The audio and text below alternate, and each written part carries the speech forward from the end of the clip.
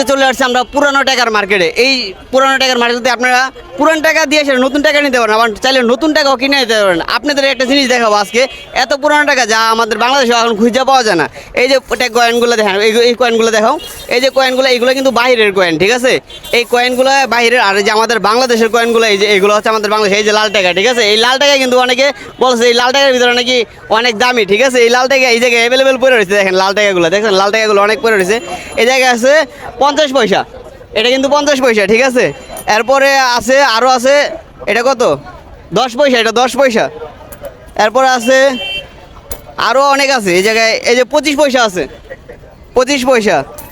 এই জায়গায় যে আমাদের বাংলাদেশের যে কয়েনগুলো আগের, এই কয়েনগুলো দেখাও না, এই কয়েনগুলো দেখাও, এই যে এই যে কয়েনগুলো দেখছেন, এইগুলো কিন্তু আমাদের বাংলাদেশের কয়েন। আর এই যে এগুলো হচ্ছে বাইরের রাষ্ট্রের যে কয়েনগুলো, সব কয়েন এই জায়গায় রাখা আছে। আর এইখানে কিন্তু সব নতুন টাকা, আপনারা চাইলে নতুন টাকা সংগ্রহ করতে পারেন।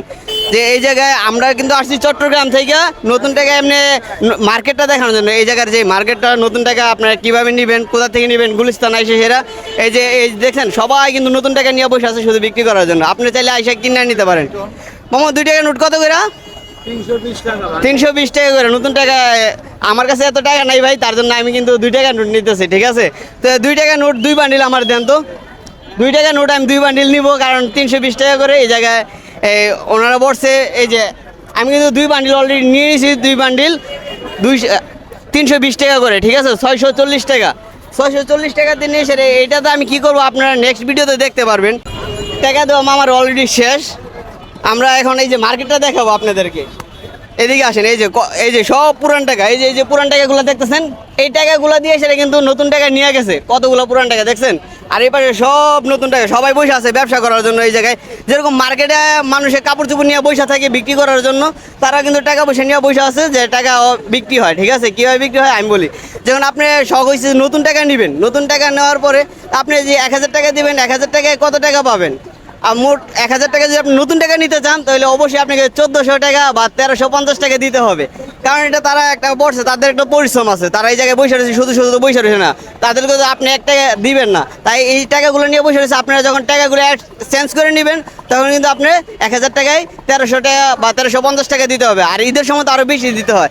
আমরা ঈদের সময় আসি নাই ভাই, আমরা আসছি যেই টাইমে, আমরা কমেই পাইছি আলহামদুলিল্লাহ। ভালো যে আপনাদের দেখাবো, মার্কেটটা দেখাবো, টাকার মার্কেট। এটা হচ্ছে গুলিস্তান টাকার মার্কেট। এই যে গুলিস্তান টাকার মার্কেট দেখছেন, সব টাকা, সবাই কিন্তু টাকা নিয়ে বসে আছে, সবাই টাকা নিয়ে বসে আছে, দেখতে পাচ্ছেন ভাই, সবাই টাকা নিয়ে বসে আছে।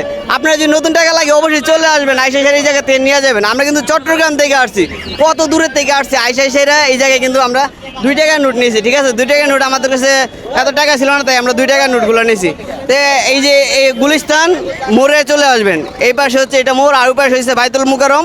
তাই আপনারা যদি টাকা নিতে চান অবশ্যই চলে আসবেন। এটা কি আর্জেন্টিনা? ভাই আপনারা কি আর্জেন্টিনার সাপোর্ট নাকি? এই দেখেন আর্জেন্টিনার জার্সি, ঠিক আছে? আজকের ভিডিওটা এই পর্যন্তই। সবাই ভালো থাকবেন, সুস্থ থাকবেন, খোদা হাফেজ।